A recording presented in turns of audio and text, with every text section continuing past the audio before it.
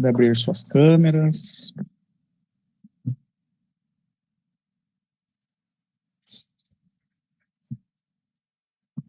Então, até aqui, né, só para a gente retomar e fazer uma breve revisão. Então, a gente está fazendo um percurso aí sobre a legislação que tanto embasa a nossa atuação enquanto polícia ostensiva, né, de prevenção, patrulha escolar comunitária, PROERD, e voltada ao público vulnerável, criança e adolescente. Começamos pela Constituição Federal, passamos pelo Estatuto da Criança e Adolescente, fizemos um adendo importante aí sobre a questão de não utilizarmos a nomenclatura menor de idade, e sim criança, adolescente, quando a gente escrever, né, seja num boletim de ocorrência, seja numa palestra, a gente falar sobre isso, relacionar sempre o público a esta palavra, né, criança, adolescente e não menor de idade. Vimos também aí a questão do ato infracional, né, que tanto crianças quanto adolescentes cometem ato infracional. O que muda são as medidas que são impostas a cada um deles, as crianças as medidas de proteção e ao adolescente tanto as medidas de proteção, medidas protetivas e também as medidas socioeducativas. Vimos também os números, os grandes números aí preocupantes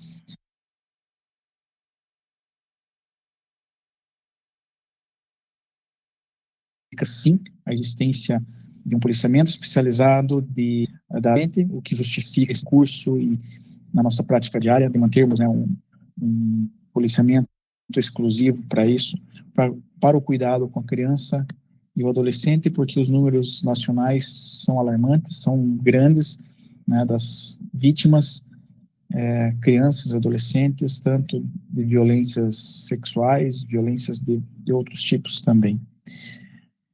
Vimos também a Política Nacional de Segurança Pública, na lei de 2018, que teve um dos principais pontos, instituir o SUSP, o Sistema Único de Segurança Pública, também vem trazer muita base para a nossa atuação enquanto patrulha escolar comunitária. Vimos também a Lei de Diretrizes e Bases da Educação, que, para a gente ter o conhecimento, né, da forma também com que essa lei traz o objetivo da educação, do ambiente escolar, como ele se organiza, né, que são sobre os mesmos fundamentos aí da liberdade, do respeito, a dignidade da pessoa. E agora a gente vai começar, né, essa parte aqui, que vai passando por uma parte mais prática também, né, quando nós, enquanto policiais militares, atuamos aí com a criança e adolescente, né, nós vamos encontrá-las aí ou como vítimas, ou como autores, ou testemunhas. Né, quando nós vamos para um atendimento, né, de uma ocorrência, principalmente, a criança ou adolescente estará numa dessas posições.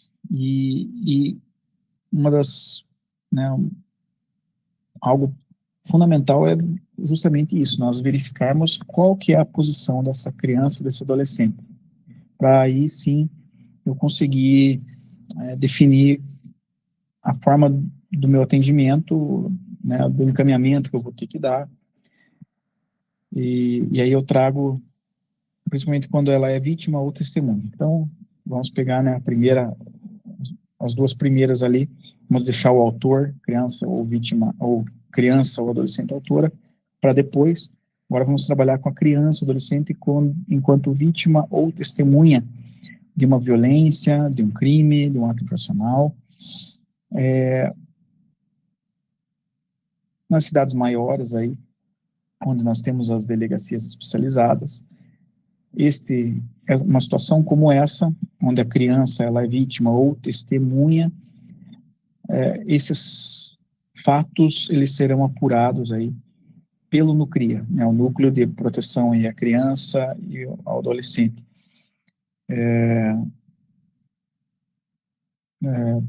Pertencentes à Polícia Civil, né? Então, onde nós temos essa delegacia especializada, a gente encaminha para lá. Onde não tem, né, vai ser o encaminhamento do caso em si, né? Quando eu digo aqui encaminhar para o NUCRIA, algumas vezes a criança não precisará ser encaminhada até o NUCRIA, né? O Conselho Tutelar vem até a escola, vai dar o encaminhamento inicial, né, o apoio, a assistência ali à família, mas em si o próprio boletim de ocorrência, né, ele vai ter que caminhar aí para o NUCRIA. Nosso boletim, ele não ficaria conosco, no caso desse, ele seria encaminhado para o NUCRIA, ou no caso que exija um encaminhamento físico da criança, adolescente, que pode acontecer também da gente precisar encaminhá-los, levá-los até um departamento policial. Pode acontecer? Pode. É proibido a polícia levar? Não é proibido. Né? Tem alguns cuidados que a gente precisa tomar, mas pode haver sim a necessidade. A gente vai encaminhá-la aí, vai encaminhar o fato, o caso, para que o NUCRIA dê esse atendimento. E aí, quando a gente vai falar da criança vítima ou testemunha, a gente precisa falar da Lei da Escuta Protegida, uma lei de 2017. Então, a Lei 13.431 de 2017, toda lei, uma lei, ela tem um decreto, né, geralmente ela terá um decreto que regulamenta essa lei, que vai descrever ali os pormenores, né, as entrelinhas.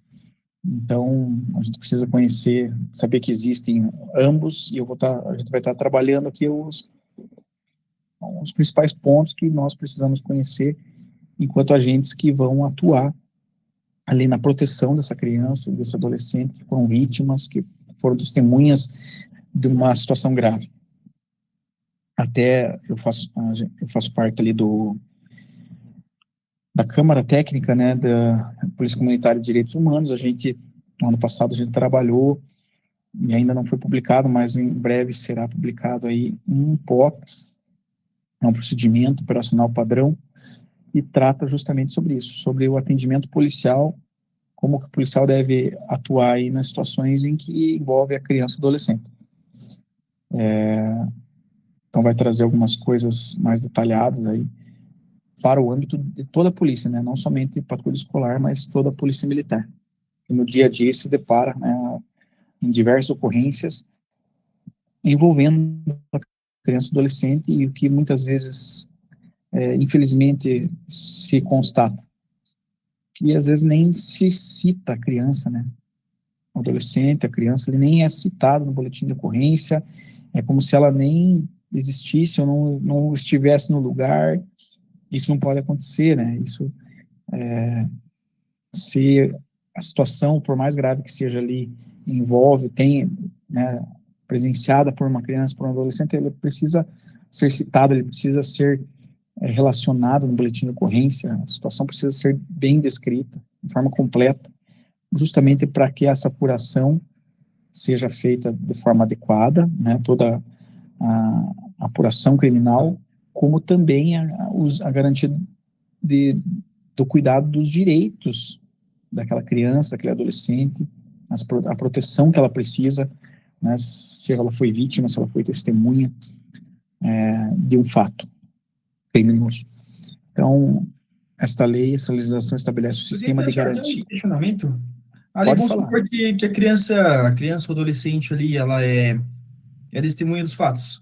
Arrola ela num BO e deixa posteriormente a delegacia pegar ali o relato dela, ou já arrola ela no BO ali e já pega o relato dela, porque tem aquela questão o senhor disse ali da escutativa, arrola ela como testemunha e deixa posteriormente a delegacia se tomar do relato dela? Sim, não, a gente vai ver aqui os fundamentos, né, da legislação aqui, tratando sobre isso. lógico, tudo vai depender também muito de qual é a situação, né, o fato em si, né, o porquê que eu precisaria, às vezes, ouvi-la ou ter algum depoimento dela ali, talvez se fosse ajudar em alguma situação, né, alguma providência, né, para que a gente vai ver que a legislação ela prevê que eu posso ali, eu não estou proibido de conversar com a criança, nem enquanto policial, mas o que eu preciso fazer é não revitimizá-la, não criar, às vezes, a minha intervenção ela pode criar falsas memórias, eu posso, às vezes, prejudicar a coleta posterior da prova, né? Então, por isso que eu tenho que ter muito cuidado e ver se realmente há necessidade de perguntar alguma coisa para a criança. Isso vai ajudar principalmente a protegê-la, né? O principal foco quando a gente olha a criança ou adolescente isso vai ajudar eu a protegê-la, ou eu posso estar colocando ela em mais risco, em xeque. Então, a gente vê, eu preciso conversar, não preciso, né? Eu consigo coletar essa informação com um adulto, então daí já não precisaria, né? Então, a lei não é taxativa, assim, e eu não posso dizer, não, você nunca deve conversar, não é assim, né? Cada caso é um caso, a gente usa daí os princípios para a gente amparar a nossa atuação, né? Então, não, eu simplesmente ouvi dela, ela me relatou espontaneamente, a gente vai ver aqui a diferença da revelação espontânea, né, a intervenção mínima ali do policial também, uma revelação espontânea. Então, eu vejo assim que se eu tenho outros meios, é melhor evitar, né, perguntas, reperguntas, perguntas de detalhes. Se ela quiser, ela vier falar para mim, eu somente ouço e relato aquilo que ela espontaneamente disse, não preciso eu ficar fazendo perguntas, mas você viu isso, estava onde, como que foi, porque isso aí quem vai fazer depois é o que eu não posso deixar de fazer, é deixar de descrever o que aconteceu. Não, a criança me procurou, ou a criança estava no local, colocar ela ali, já providenciar a proteção para ela, né? Quem que vai cuidar dessa criança, quem que vai levar essa criança, cadê o conselho tutelar, cadê a família pode agora protegê-la, né? É eu mudar o meu foco. Às vezes o nosso foco, dependendo da ocorrência, é eu prender o agressor, eu prender todo mundo e eu esqueço de quem precisa de proteção. É a mesma coisa lá quando a gente vai, a questão do APH, né? Primeiro a gente vê a questão de segurança, depois a gente vai já prestar ali o atendimento para garantir o suporte, socorrer os feridos, né? Socorrer as vítimas. E às vezes o nosso olhar, a gente, né, por uma situação assim de um viés repressivo, a gente quer prender e se esquece se esquece das vítimas. Então, vai depender muito do caso, né? Uma boa pergunta, né? E a gente vai dissecando algumas coisas aqui. Então, não existe uma resposta pontual, assim, mas o que não pode acontecer? Eu fazer com que ela, ela não existe. Eu nem cito que tinha uma criança ali, né? E ela esteve, ela viu, e isso é importante como um elemento, né, para toda apuração criminal. É importante que o delegado saiba que aquela criança viu, que aquela criança estava ali, para depois ele ser delegado aí, coletar, fazer um depoimento especial, que a gente vai ver aqui, que é um meio de prova, é um depoimento especial, tem toda uma sistemática de como fazer o depoimento especial com a criança, com o adolescente, ou às vezes precisa ser feita uma escuta especializada, mas daí vai ser alguém que sabe fazer escuta especializada. Pode ser um policial militar, se ele tiver a capacitação para fazer escuta especializada, até pode. Mas a gente vai ver quais são os casos que pode ser feita uma escuta especializada, né? A escuta especializada não é para produzir prova, é para poder garantir a proteção da criança. Tem a finalidade dos atos, entendeu? E quando, às vezes, a gente quer produzir a prova de qualquer jeito, eu acabo prejudicando lá na frente uma prova bem, né, uma prova bem colhida que vai garantir a prisão, vai garantir a responsabilização do infrator, porque eu quis resolver de qualquer forma ali, troquei os pés pelas mãos e acabo daí maculando a coleta daquela prova.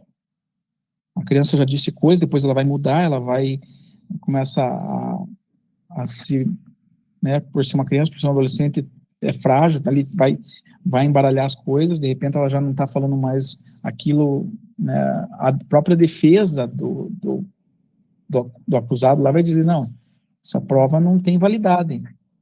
Ela disse para o policial militar, ela disse isso, falou aquilo, depois aqui ela já disse outra coisa, daí no depoimento especial ela disse outra, e aí quando vê, né, a prova não é imprestável daí. E o acusado ali que a gente queria lá com toda a gana que fosse preso, que respondesse, consegue se livrar por falta de prova, né? Então, nesse sentido, tá? Sim, senhor, fica assim. Fiquem à vontade para fazer, né, apontamentos, perguntas. O importante é a gente interagir aí nesse momento aí, né? Então, essa legislação ela vai justamente tratar sobre o sistema de garantia de direitos da criança e do adolescente, vítima de testemunho de violência, e também trouxe algumas alterações ao ECA. Uma inovação importante aqui, que a legislação traz os órgãos de segurança expressamente, né? Porque quantas vezes, né, eu lembro, eu estou fechando 23 anos de corporação. Né, um ano é ficto aí por causa da licença, mas 22 efetivamente. E quantas vezes, né, que a gente não era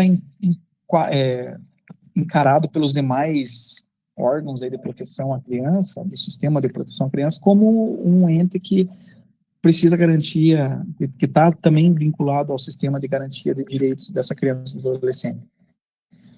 E eu lembro que quando eu comandava um pelotão da região aqui, eu fazia questão, né, de estar me envolvendo nos conselhos da comunidade, conselho de segurança, no conselho, no CMDCA, né, Conselho Municipal dos Direitos da Criança e do Adolescente, participar de reuniões, porque se trabalhava ali os problemas relacionados à criança e adolescente, né, como garantia os direitos dela e tudo mais, e se deixava muitas vezes os órgãos de segurança de lado, né, como se não fizessem parte.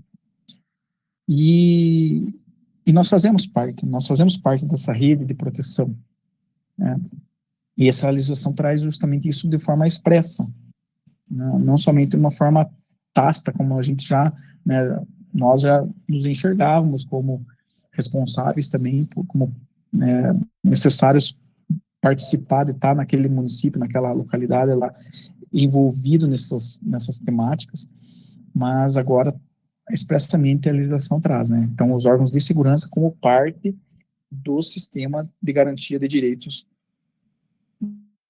da criança e do adolescente. Essa lei vai trazer duas figuras muito importantes aqui, que é a escuta especializada, que é uma coisa, e o depoimento especial, que é outra coisa. São dois procedimentos. Nós usamos a escuta ativa para fazer essas intervenções, né, que a escuta ativa é o ouvir, mostrar que está ouvindo, né, quem está, o interlocutor ali, mas a nomenclatura técnica dela é escuta especializada e depoimento especial, tá? Isso tem que ficar, bom ficar bem claro aqui. Algo que a legislação traz e é importante frisar, que direito da criança, do adolescente, ser ouvido. Ele tem o direito de ser ouvido. Se ele quer falar, ele tem o direito de ser ouvido, tá? Então, se a criança procurou o policial e quer falar, eu acolho, eu não posso, não fale nada, não fale, não quero saber, tá? Fique quieto. Não, eu ouço a criança e eu relato isso, né? Se tiver alguém, às vezes, até se tiver testemunha, beleza, se não tiver, não tem problema também, eu vou relatar o que ela me disse, né?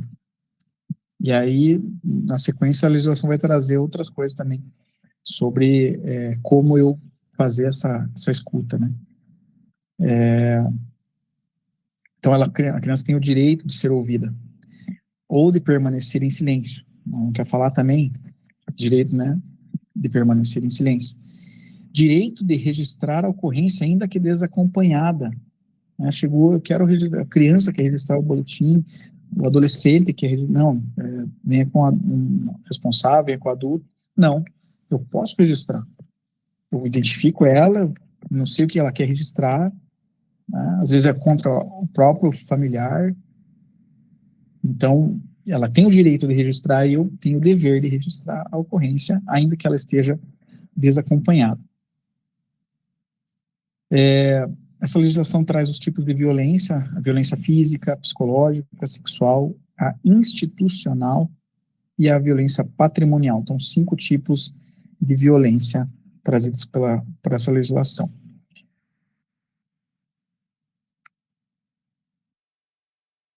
E aqui eu faço um recorte importante sobre a violência institucional, porque nós somos uma instituição. Eu, enquanto policial militar que estou atuando na escola lá, eu sou uma instituição, né?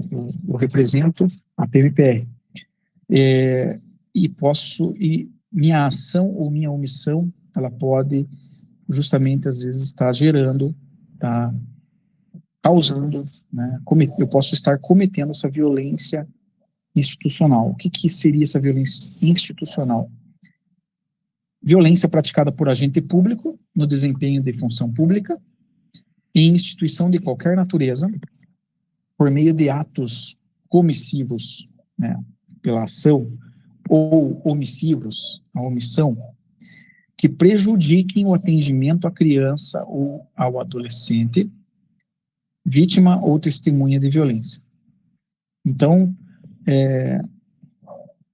se eu, enquanto agente público, tanto ajo ou deixo de agir prejudicando essa criança ou adolescente que foi vítima ou foi testemunha de violência, eu posso estar cometendo aí uma violência institucional. E além dessa legislação ali da Lei de Escuta Protegida, ela traz o que é violência institucional, mas nós temos na Lei de Abuso de Autoridade um crime, né? Uma previsão criminal, uma conduta típica que subsume aí uma conduta de um policial e tem uma pena para isso, né? Então, o artigo 15A da Lei de Abuso de Autoridade, ela traz lá: submeter a vítima de infração penal ou a testemunha de crimes violentos a procedimentos desnecessários, repetitivos ou invasivos que a leve a reviver, sem estrita necessidade, a situação de violência ou outras situações potencialmente geradoras de sofrimento ou estigmatização. Pena: detenção de 3 meses a 1 ano e multa. Então, nós, enquanto policiais militares, podemos, se não fizermos um atendimento adequado, podemos, tanto por omissão quanto por ação, cometermos a violência institucional, né? Se o agente público permitir que terceiro intimide a vítima de crimes violentos, gerando indevida revitimização, aplica-se a pena aumentada de 2/3. Então, a omissão em permitir que o terceiro faça uma intimidação, também, né, nós podemos incidir nessa conduta criminal. Se o agente público intimidar a vítima de crimes violentos, gerando indevida revitimização, aplica-se a pena em dobro, né? Então, vejam que está muito claro, né, essa previsão legal. Agora, retornando, então, eu só fiz um recorte ali da violência institucional, que a Lei da Escuta Protegida traz, e que existe o crime, né, lá previsto na Lei de Abuso de Autoridade. Então, que qualquer agente público pode ser responsabilizado, não só o policial militar, o professor, qualquer um que é um conselheiro tutelar que o cometa, né? A aplicação, artigo 5º, a aplicação desta lei terá como base, entre outros, os direitos e garantias fundamentais da criança e adolescente. A. Receber prioridade absoluta e ter considerado condição peculiar de pessoa em desenvolvimento. Receber tratamento digno e abrangente. Ter a intimidade e as condições pessoais protegidas quando vítima ou testemunha de violência. Ser protegido contra qualquer tipo de discriminação. Receber informação adequada à sua etapa de desenvolvimento sobre direitos e qualquer procedimento a que seja submetido. Ser ouvido e expressar seus desejos e opiniões, assim como permanecer em silêncio. Receber assistência qualificada, jurídica e psicossocial especializada que facilita a sua participação e o resguarde contra comportamento inadequado adotado pelos demais órgãos atuantes no processo. Um comportamento inadequado adotado pelos demais órgãos atuantes no processo. Então, eu já preciso pensar se eu não posso, minha conduta não pode, eu cometer isso aqui contra a criança, né? Eu agir de uma forma inadequada, né? Mesmo às vezes tentando dar o atendimento ali a ela.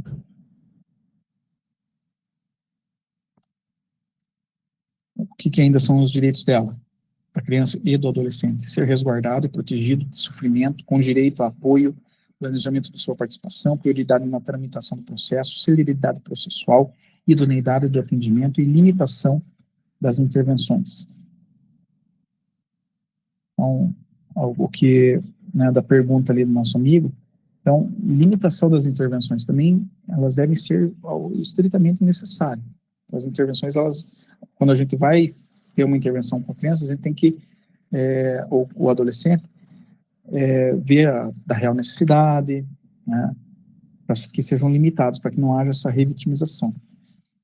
Ser ouvido em horário que lhe for mais adequado e conveniente, sempre que possível. Lembrando que a gente está falando aqui de vítimas e testemunhas de violência. Ter segurança com avaliação contínua sobre possibilidades de intimidação, ameaça e outras formas de violência. Ser assistido por profissional capacitado e conhecer os profissionais que participam dos procedimentos de escuta especializada e depoimento especial. Ser reparado quando seus direitos forem violados, conviver em família e em comunidade, ter as informações prestadas, tratadas confidencialmente, sendo vedada a utilização ou repasse terceiro das declarações feitas pela criança e pelo adolescente vítima, salvo para os fins de assistência à saúde e de persecução penal. Então, né, o cuidado com essas informações, a confidencialidade delas, né? Então, boletins de ocorrência que a gente está tratando ali de criança e adolescente sendo divulgado indistintamente. Ah, não, a imprensa aqui quer saber tal. Não. Somente aí pela justiça, né, especializada que cuida da criança e do adolescente, que cuida ali das situações. Né? Eu, enquanto policial militar que dê atendimento, não posso ficar repassando informações prestadas pelas crianças, adolescentes, a situação mesmo que há em volta. Ter muito cuidado nesse gerenciamento aí dessas informações. Prestar declarações em formato adaptado à criança ou adolescente com deficiência ou em idioma diverso do português, também está lá previsto. Aí o decreto que trata, né, que regulamenta essa lei, traz os seguintes princípios. Também lá eu já deixei grifado a condição peculiar de desenvolvimento e proteção integral da criança. Eles devem receber sempre proteção integral, ter seus melhores interesses avaliados e considerados, devem receber intervenção precoce, mínima e urgente. Então, a intervenção deve ser rápida, mas também mínima e urgente das autoridades competentes, então logo a situação de perigo seja conhecida. Eles têm o direito assegurado de exprimir suas opiniões livremente nos assuntos que lhes digam respeito, inclusive nos procedimentos administrativos e jurídicos, consideradas a sua idade e maturidade, garantindo o direito de permanecer em silêncio.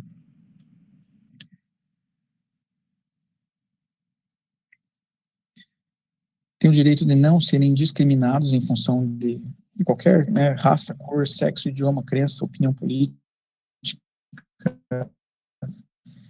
origem nacional, regional, étnica ou social, posição econômica, deficiência, nascimento ou outra condição de seus pais ou de seus responsáveis legais.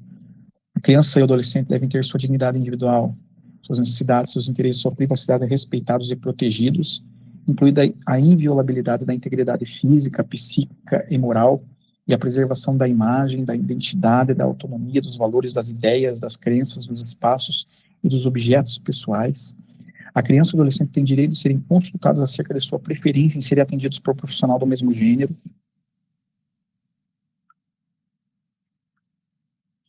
O sistema de garantia de direitos, do qual nós fazemos parte expressamente, intervirá nas situações de violência contra crianças e adolescentes com a finalidade dele. Então, aqui vai responder muito da pergunta lá do nosso amigo. Qual que é a finalidade da intervenção, da nossa intervenção? Mapear as ocorrências das formas de violência, suas particularidades no território nacional, prevenir os atos de violência contra crianças e adolescentes, fazer cessar a violência quando esta ocorrer, prevenir a reiteração da violência já ocorrida, promover o atendimento de crianças e adolescentes para minimizar as sequelas da violência sofrida e promover a reparação integral dos direitos da criança e do adolescente.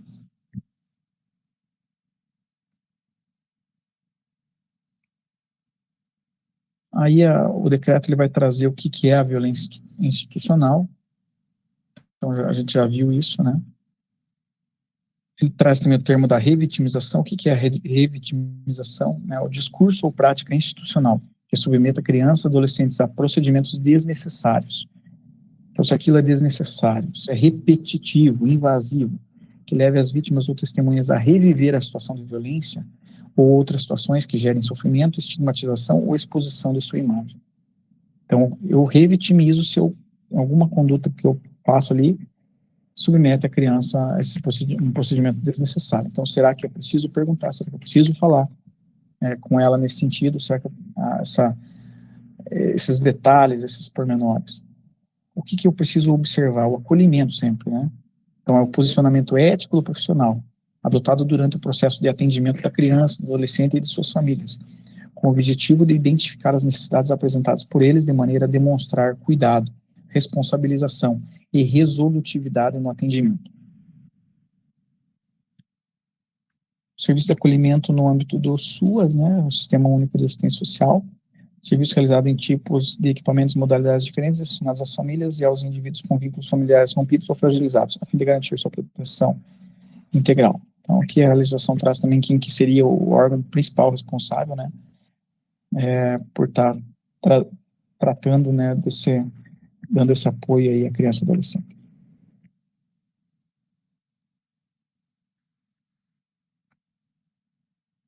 Aqui vem trazer algumas situações sobre a autoridade policial, no caso do registro da ocorrência, e nós também vamos estar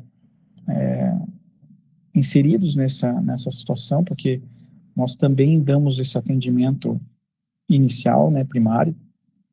Então, o registro da ocorrência policial consiste na descrição preliminar das circunstâncias em que se deram o fato, e sempre que possível será elaborado a partir de documentação remetida por outros serviços, programas e equipamentos públicos, além do relato do acompanhante da criança ou do adolescente. Então, no registro, prioriza-se, né, aquilo que eu já consigo de informações de terceiros, né.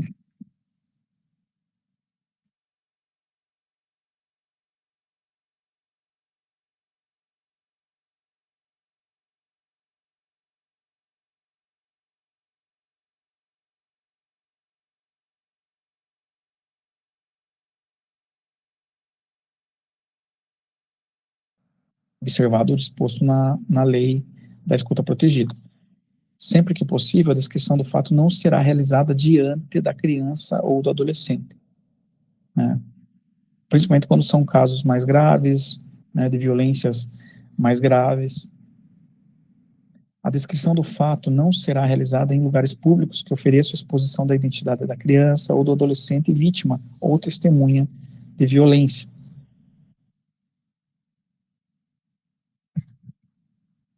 Os profissionais aqui, nós, né, aqui está de uma forma abrangente, nós fazemos parte desses profissionais envolvidos no sistema de garantias de direitos da criança e do adolescente, vítima ou testemunha de violência, primarão pela não revitimização da criança ou adolescente e darão preferência à abordagem de questionamentos mínimos e estritamente necessários ao atendimento.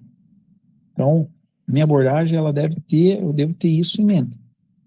Questionamentos mínimos, né, que realmente eu consiga justificar como necessário. Em caso de perguntarem para mim, eu consigo justificar que aquilo era necessário? Se eu consigo falar, não, eu fiz isso por causa disso, era necessário para aquele momento do atendimento, tranquilo, eu estou amparado legalmente. Mas vejo que algo também, ele não dá, não, você pode perguntar isso, não pode perguntar isso. Num caso assim, você pergunta isso. Não, ele traz uma forma genérica, a gente ampara a nossa atuação pelos princípios. A base nossa são os princípios. Poderá ser coletada informação com outros profissionais do sistema de garantias de direitos, além de familiar ou acompanhante da criança ou do adolescente. E aí eu quero trazer, né, algo que às vezes a gente se confunde um pouco. Então, a escuta protegida. Essa escuta, ela pode acontecer de 3 formas principais.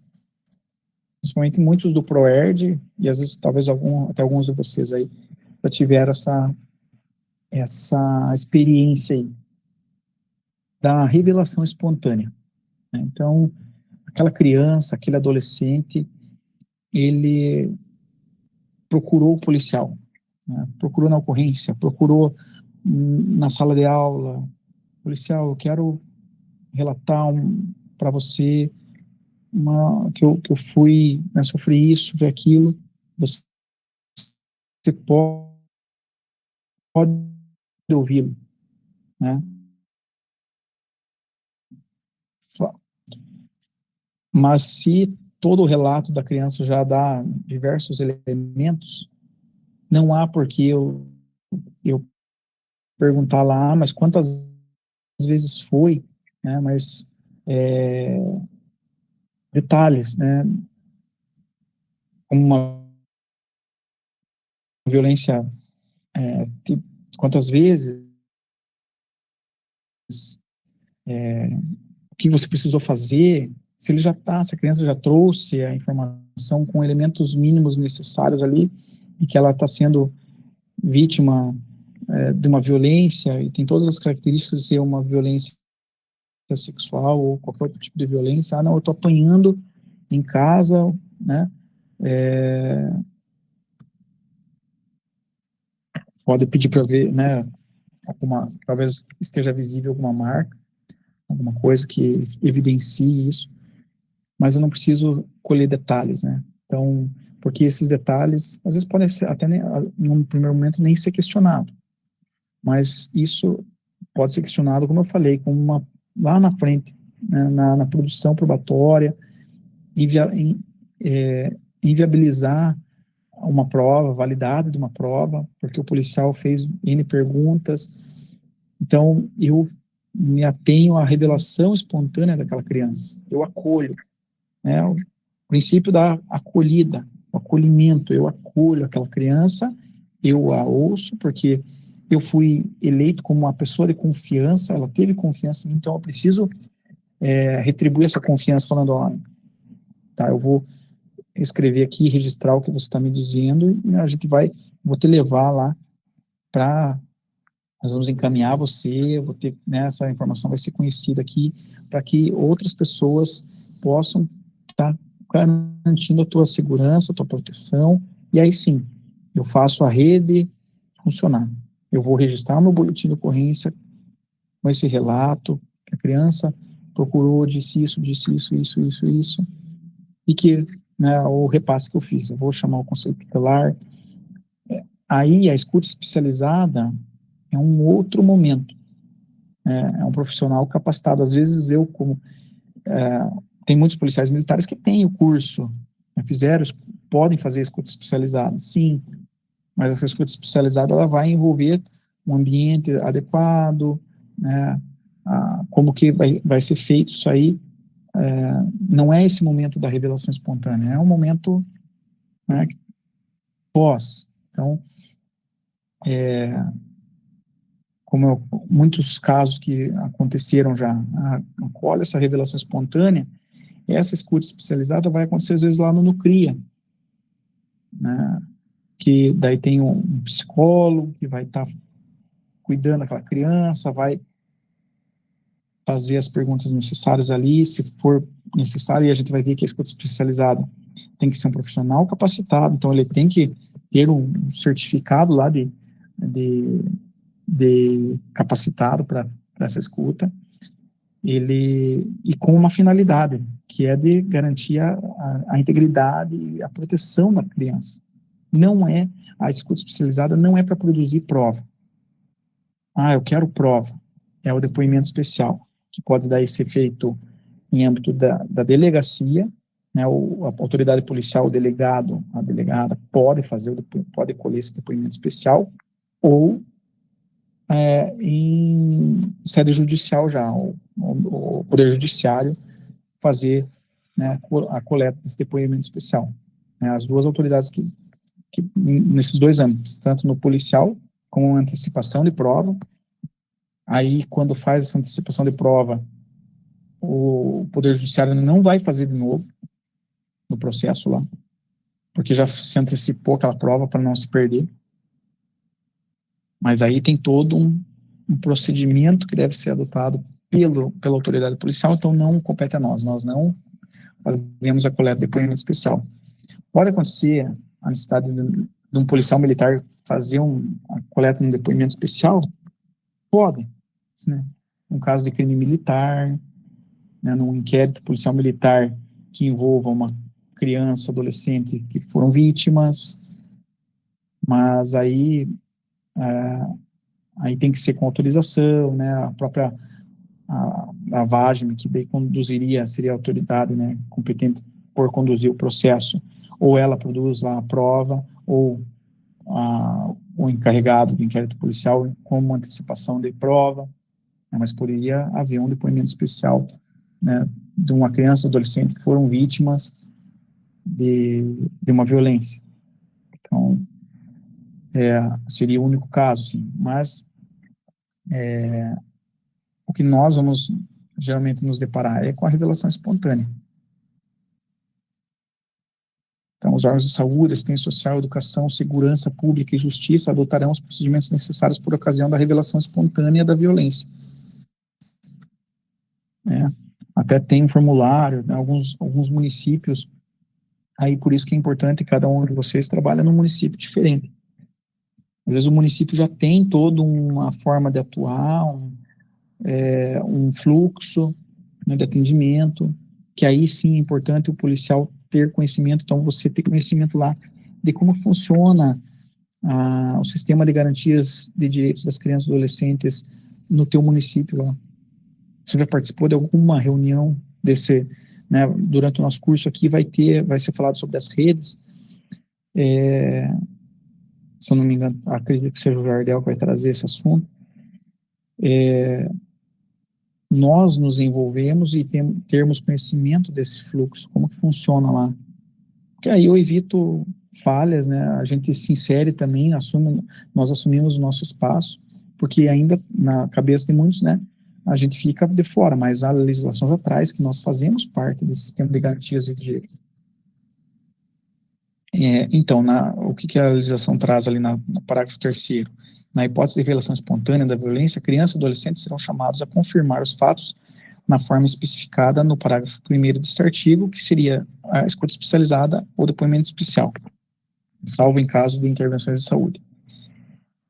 Então, esses fatos que ela fez na revelação espontânea, eles serão melhor trabalhados depois por alguém especializado, capacitado ou numa escuta especializada ou no depoimento especial. Então, eu, como policial, ali que estou acolhendo aquela revelação, eu não preciso esmiuçar, detalhar, né, porque senão eu estou prejudicando o atendimento. Tá? Eu posso estar incorrendo numa violência institucional, porque nós não podemos também alegar desconhecimento. Não, eu fiz porque minha intenção era das melhores. Não, nós somos profissionais, técnicos, né? Precisamos sempre estarmos nos capacitando, então não vai colar. Não, mas eu fiz, mas eu não sabia, tal, não, né? Então, na hipótese do profissional de educação, identificar a criança ou adolescente, revelar atos de violência, inclusive no ambiente escolar, ele deverá, o que é um profissional da educação, mas também se aplica a nós. Então, acolher a criança ou adolescente, informar a criança ou adolescente ou ao responsável ou a pessoa de referência sobre direitos, procedimentos de comunicação à autoridade policial e ao conselho tutelar, encaminhar a criança ou adolescente quando couber para atendimento emergencial em órgão do sistema de garantia de direitos da criança ou do adolescente vítima ou testemunha de violência, dependendo do caso, comunicar o conselho tutelar, que é o primeiro órgão ali que faz esse cuidado aproximado, né, da criança, do adolescente, vítimas.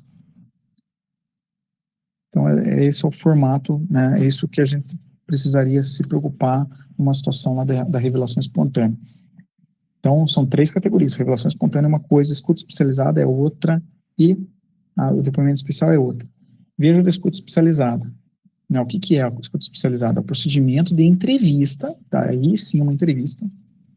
Então, eu, enquanto policial, não tenho nem o certificado lá de escuta especializada, eu não fico fazendo entrevista da criança, do adolescente vítima ou testemunha da violência. Eu simplesmente acolho ela, escuto, relato em boletim de ocorrência o que ela me diz. Faço questionamentos mínimos, se necessário. Mas a escuta especializada é outra coisa. É o procedimento de entrevista sobre a situação de violência com criança ou adolescente perante o órgão da rede de proteção, limitado o relato estritamente ao necessário para o cumprimento de sua finalidade. E qual que é a finalidade? Né? A gente vai ver aqui, lá no final o decreto vem esmiuçar. Ele traz o que é, né, a escuta especializada, o procedimento realizado pelos órgãos da rede de proteção. Vejam lá que eu até deixei em negrito da segurança pública, então nós também podemos fazer escuta especializada, se for preciso, e tivermos capacidade e competência para isso, com o objetivo de assegurar o acompanhamento da vítima ou da testemunha de violência para a superação das consequências da violação sofrida, limitado ao estritamente necessário para o cumprimento da finalidade de proteção social e do provimento de cuidados. A escuta especializada visa isso, proteger e prover cuidados. Ela não é para produzir prova.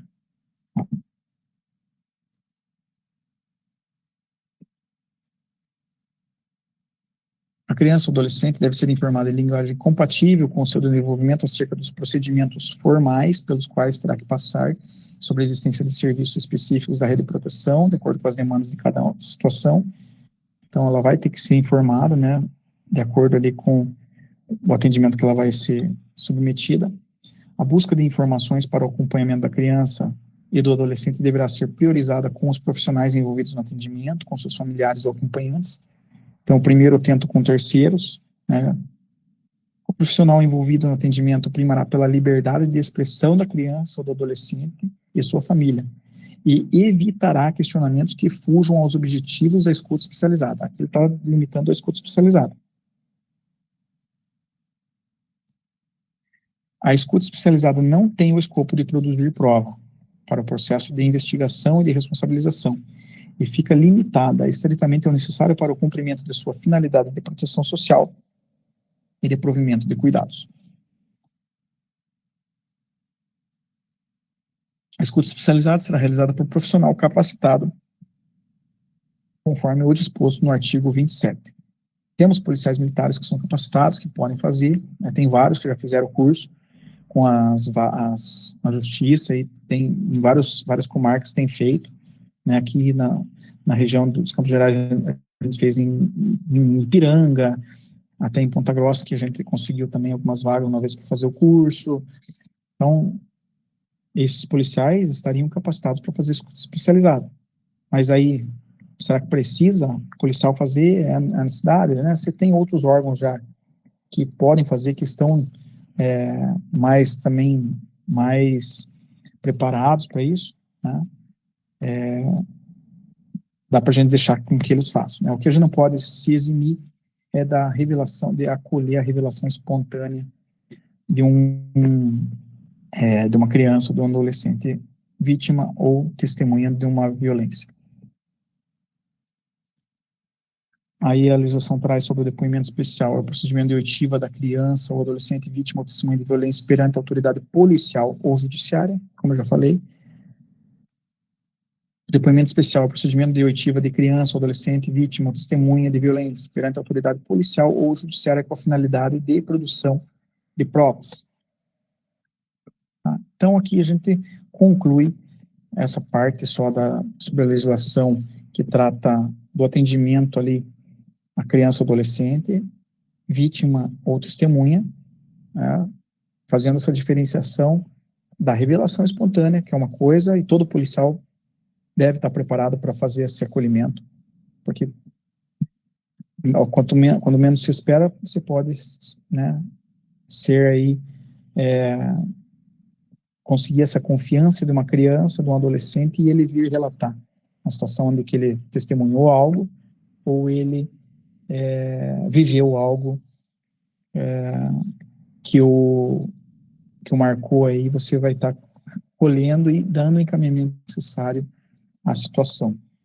Escuta especializada é outra coisa, um procedimento para garantir aí a proteção da criança e os cuidados necessários, né? Tem que ter uma especialização, né? Tem uma capacitação específica, e pode ser qualquer órgão da rede de proteção, inclusive um órgão de segurança. E o depoimento especial, o objetivo é a produção probatória no processo criminal, né, no processo ali judicial, tá bom? Mas pode ser feito tanto pela autoridade policial, né, geralmente delegado de polícia, ou pela autoridade judiciária.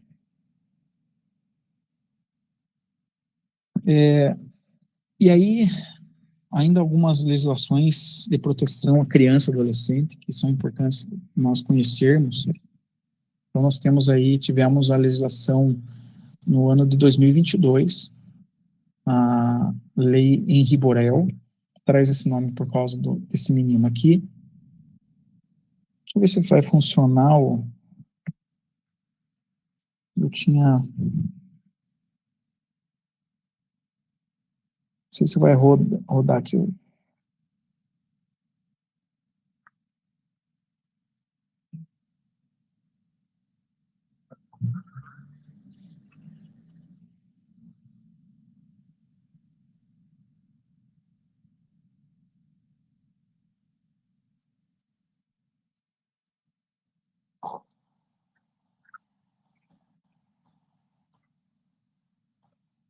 Está saindo áudio para vocês ou não?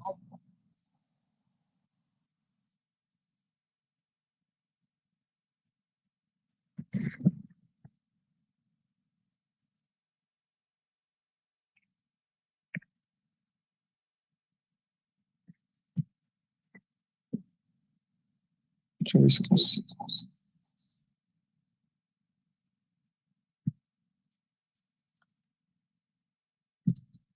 Agora, começa a mexer muito aqui, você perde.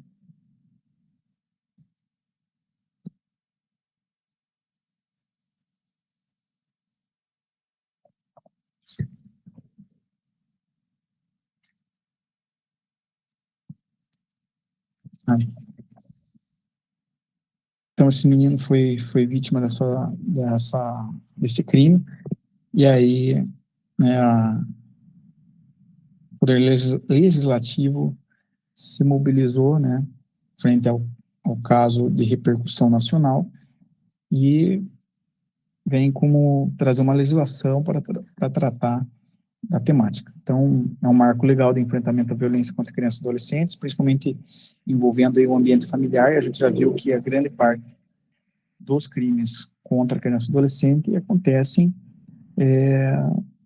no ambiente doméstico, né, ou com pessoas próximas também, que seriam responsáveis pelo cuidado delas, mas que acabam aí praticando essas violências. Então, crimes cometidos no lar passaram a ser de ação penal pública incondicionada.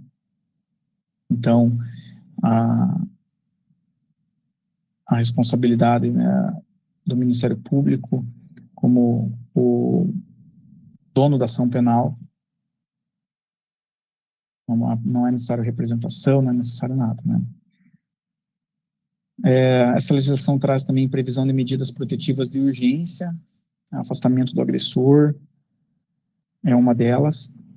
Assim, ela vem bem similar à Lei Maria da Penha, né, com algumas providências que tem lá na Lei Maria da Penha para as mulheres vítimas de violência, aqui para as crianças que sejam vítimas dessas violências.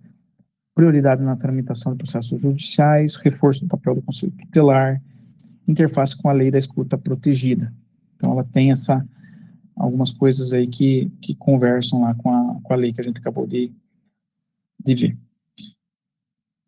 E aí, como, né, essa legislação da lei Henri Borel vem por um fato que acontece no Brasil, essa lei aqui também, 14.811 de 2024, também surge desse contexto de violência escolar. Né, vejam lá que foi em 2023, que foram as ameaças, né, a intensificação das ameaças, dos ataques, se não me falha a memória, foi 23, ou 22 ou 23. As escolas fechando, parando, né, as pessoas com medo, e aí se vem o Poder Legislativo, né, novamente atua, e nós temos a publicação dessa lei. Então, eu coloquei lei do crime de bullying, que é só para ficar marcado, né, que a gente está vendo aquela que é uma das previsões, que ela traz várias coisas, mas uma delas é tornar o bullying um crime, uma figura criminal, que antes não tinha. Antes nós tínhamos uma lei que falava sobre o bullying, mas de uma forma administrativa, ali não tinha penas, né, a pessoa não respondia criminalmente. Então, essa lei institui medidas de proteção à criança e ao adolescente contra a violência nos estabelecimentos educacionais ou similares, prevê a Política Nacional de Prevenção e Combate ao Abuso e Exploração Sexual da Criança e do Adolescente, e traz outras alterações aí de leis relacionadas.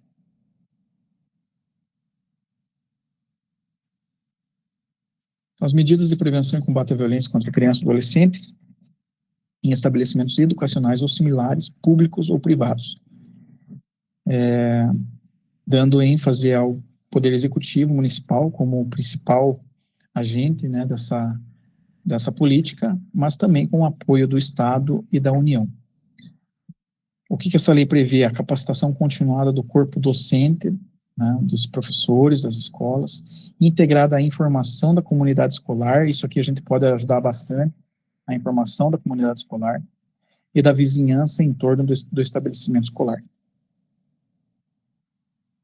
Então, ela surgiu, como eu já falei, do contexto de violência escolar e ameaças em 2023, os perigos também relacionados ao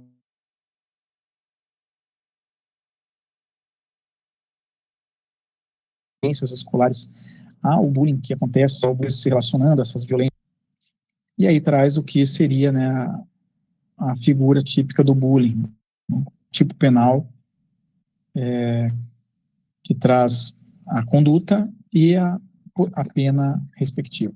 Então, o artigo 146-A do Código Penal, muda o Código Penal, né? Então, traz essa figura para o Código Penal.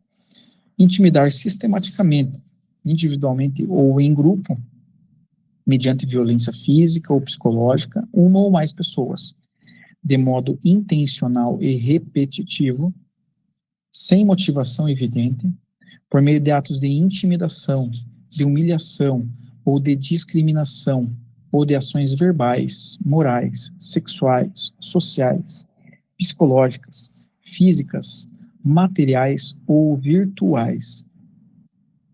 Pena, multa se a conduta não constituir crime mais grave. E temos a intimidação sistemática virtual, o cyberbullying.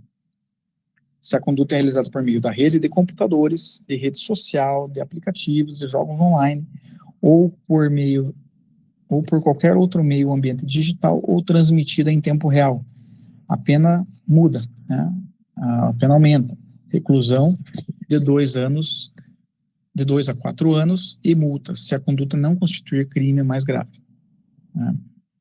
E pode ser que ela incida em outro crime mais grave, e outro crime mais grave que vai ser apurado, né?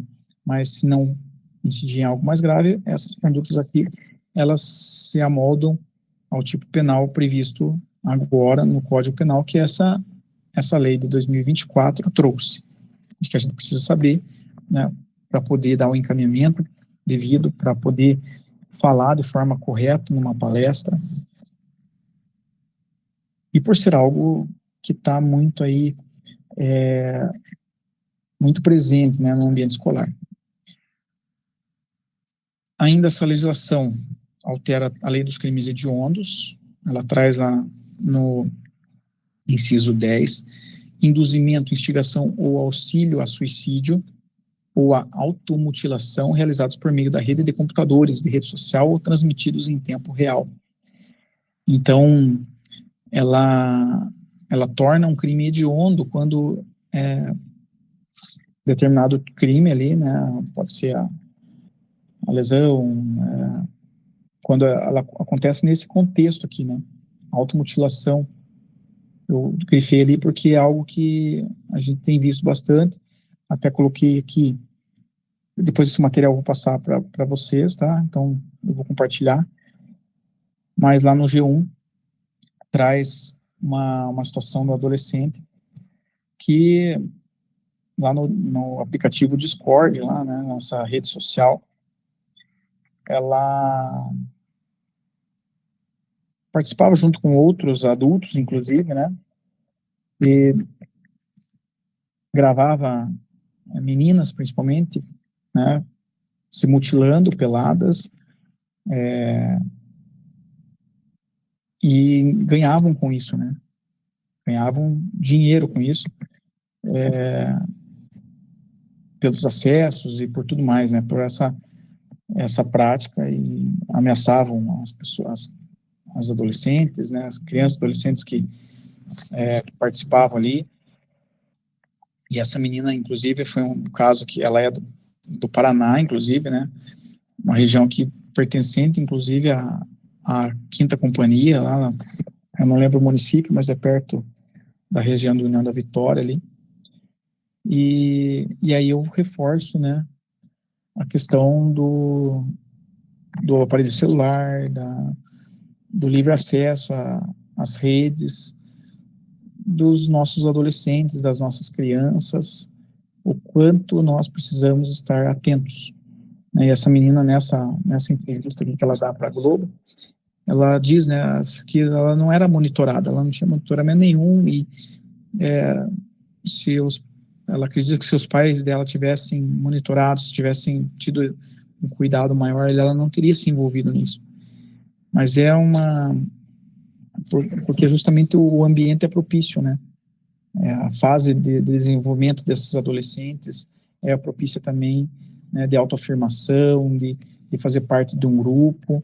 Então, isso acaba prejudicando. É um momento que, né, pessoas mal intencionadas aí aproveitam justamente para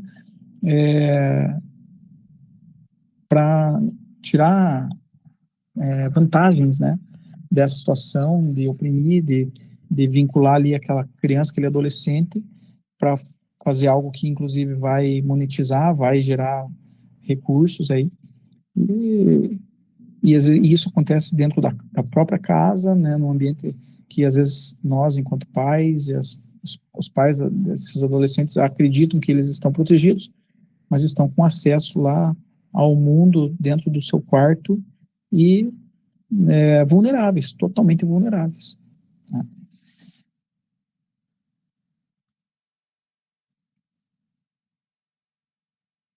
Só um minutinho, tá? Só...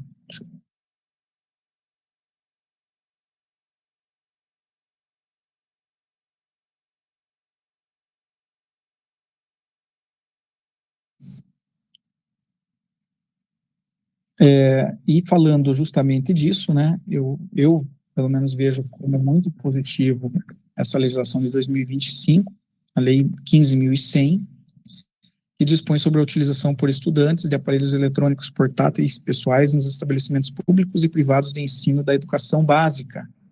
Então, aqui, ela deixa claro que é para a educação básica, não é para a educação superior.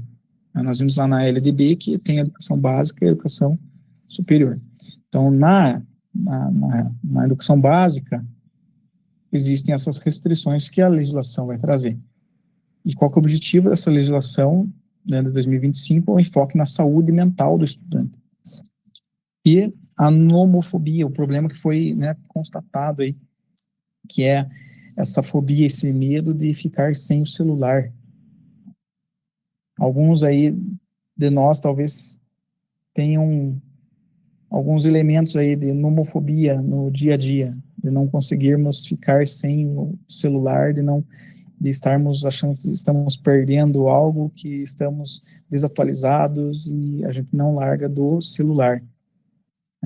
É algo que a gente precisa se ater, né, cuidar, às vezes buscar até ajuda, né, profissional, para que isso realmente não tome nosso tempo, a nossa vida, a nossa liberdade, né, para que a gente tenha uma qualidade de vida adequada com a nossa família, né, porque nós cuidamos de pessoas, mas para cuidarmos de pessoas, nós precisamos cuidar primeiramente de nós mesmos, cuidar do da nossa saúde mental, emocional, para que possamos ser bons profissionais aí, dar um atendimento adequado, né, a esse público.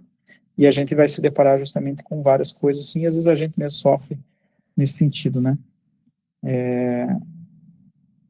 Então, aqui tudo, né, toda essa legislação buscando a proteção da criança, do adolescente, né, os contextos que a gente colocou aqui das violências que surgem, o contexto do bullying na escola, o contexto do equipamento do aparelho celular, tudo isso vai estar envolvido aí, né, com as crianças e adolescentes que são, em alguns momentos, vítimas, testemunhas e autores de atos infracionais no ambiente escolar ou fora do ambiente escolar, que às vezes, né, mesmo fora do ambiente escolar, acaba refletindo lá no ambiente escolar. E eu, enquanto policial da Patrulha Escolar Comunitária, qual que é o meu posicionamento? Como que eu enxergo tudo isso?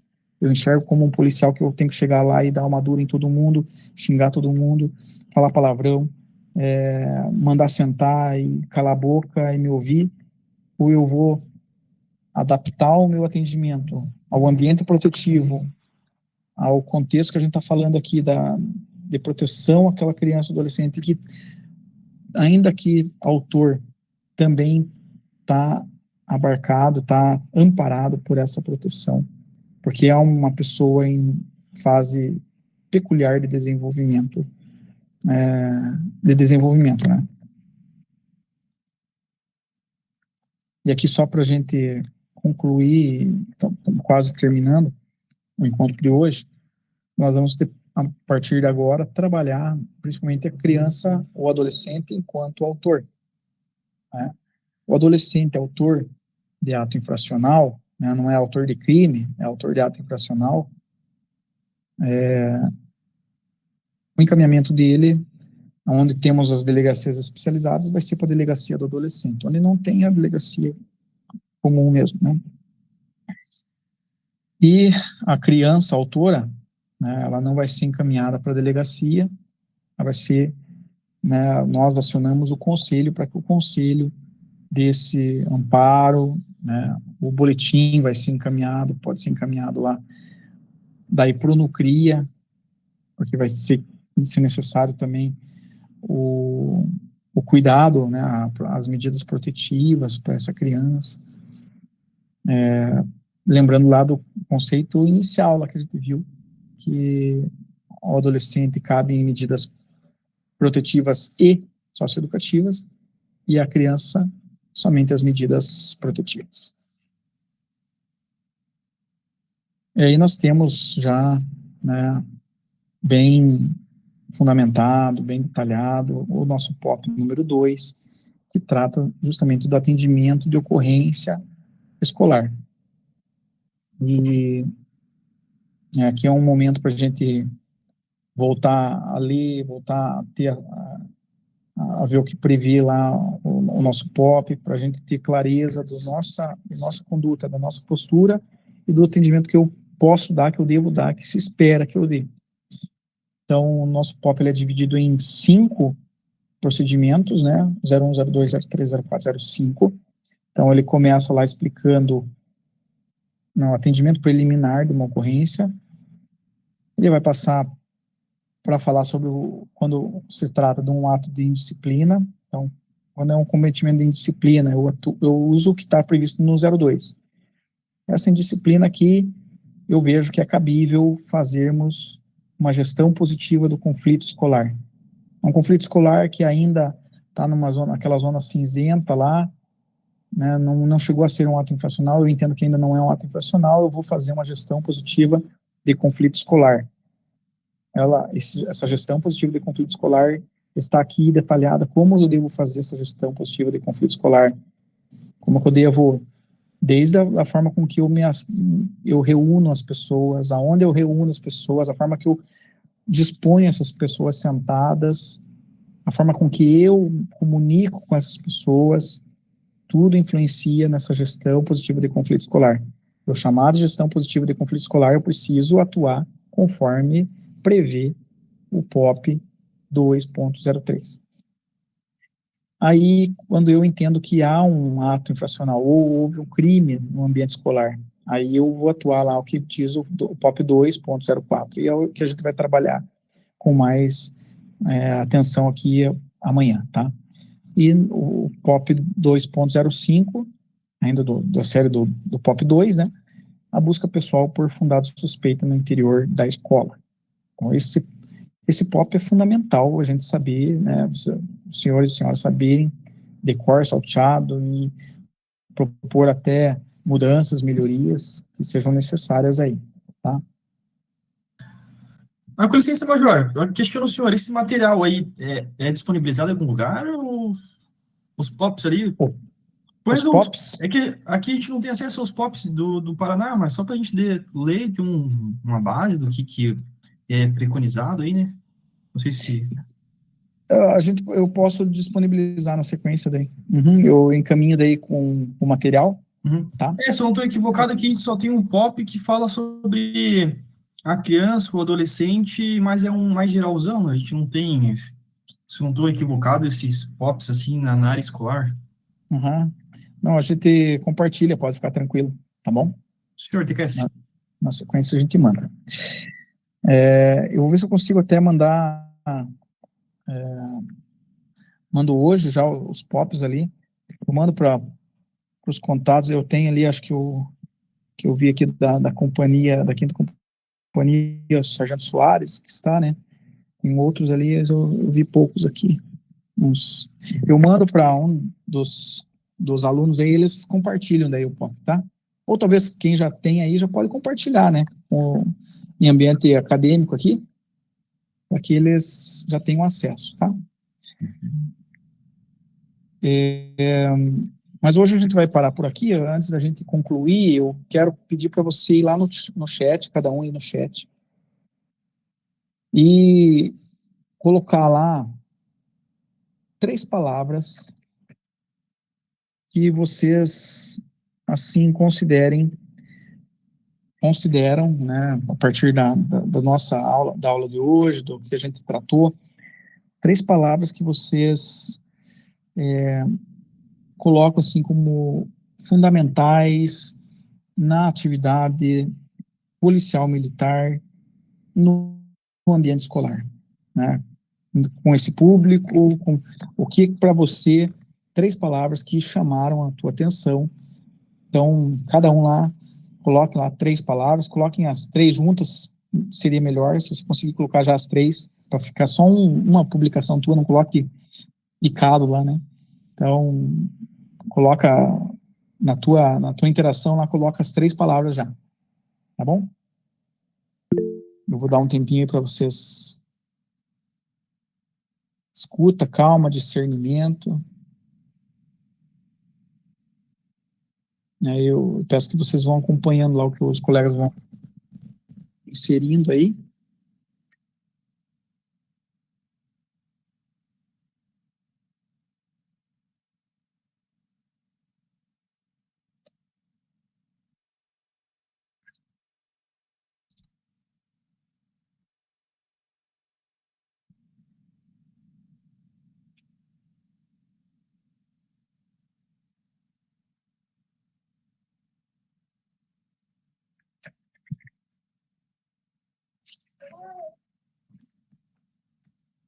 Já vai.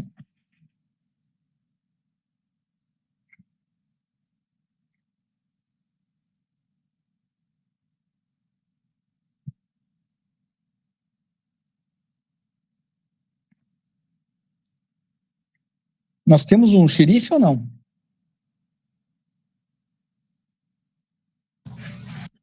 Não ficou definido. Não? Esquecemos de pôr, mas eu estou por aqui. Se der alguma coisa, eu já peço para alguém coordenar isso. Eu quero que alguém que esteja com acesso mais facilitado aí, copie para mim todas as palavras que foram ditas, né? Ou talvez existem grupos aqui, né, Major? Foram feitos alguns grupos. Eles são divididos em grupos. Cada grupo tem um líder do grupo ou não? Tem o mais antigo, né? Pode procurar então, o mais antigo. Eu vou pedir para o mais antigo de cada grupo pegar, ver quem é do seu grupo aí e fazer essa seleção